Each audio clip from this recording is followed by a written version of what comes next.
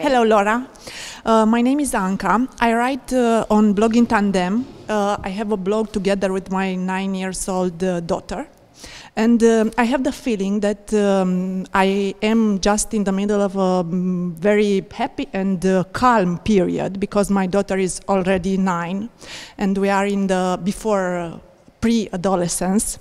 And in fact, this is my question. Are there any tips or secrets or steps to follow or things I should be aware of in order to take advantage of this time of this period, let's say before adolescence, because it's everything very happy right now. I have a happy child, but I also want to be prepared to also have a happy teenager.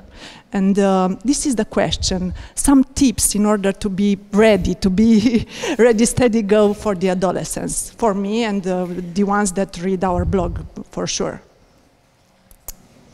Well, it is a wonderful age. It is. That age, 9, 10. By 11, they're already starting to, hormones are starting. So I have 2 years. Already, so you have good years ahead of you. But then you'll have the rest of her life, which will be good, in a different way. So I think it's a great way to be thinking about it. What can you do in these next 2 years? And I think it's the time to really talk and listen. Because as you observe, your 9-year-old still will listen to you and wants to know what you think about things and wants to tell you everything she notices. Whereas by the time she's 13, she's not going to want to tell you everything she notices. So it's a great opportunity to teach values, to have constant discussions about what's important to her and what's important to you and why. And what does she think about the world and what did she notice about that interaction she saw with the mom and the other kid and the other girls at the party when they were talking about that? How did she feel about it? Asking her questions about things. Instead of lecturing. Lecturing doesn't work, right? But asking her questions and then, you know, sharing some of what you think as well. I advise parents to, if you know you're going to be in the car with a child, right? Or even if you're sitting down to dinner. I used to do this before I sat down to dinner. I would take a little piece of paper and I would write 2 questions on it.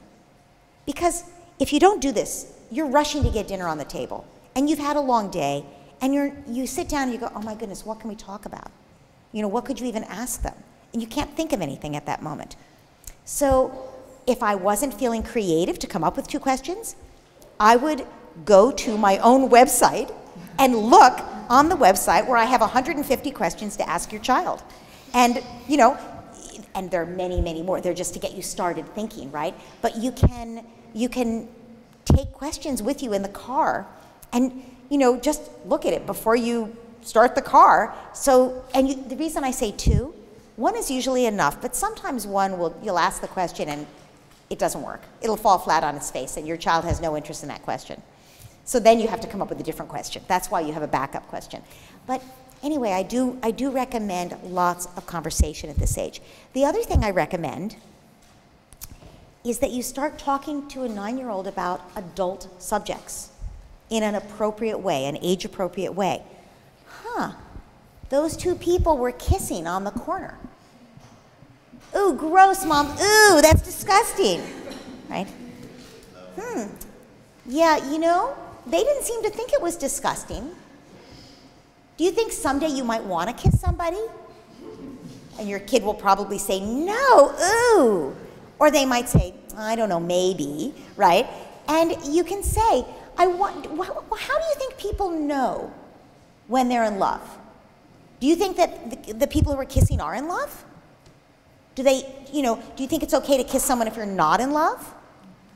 You know, do you think that teenagers, they look pretty young to me. They look like teenagers. What do you think? Do you think teenagers can be in love?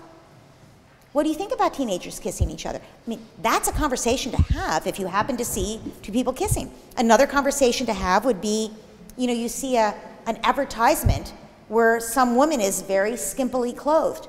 Huh, what do you think when you see that advertisement? And I would ask a boy the same question as a girl, you know, and then you have a whole conversation about how we objectify women in our culture. And what does that make the child feel when they see this half-naked woman? Why did they put that picture up? Oh, they're trying to sell that product. Now, maybe the product is a bra, but maybe the product is a car, you know? And we use half-naked women to sell everything, right? So that's a really important conversation to have. Here's another important conversation: consent. Every 9-year-old boy and girl needs to understand that you don't touch someone's body without consent. And if anybody touches you and you're not consenting, it's time for you to make them stop.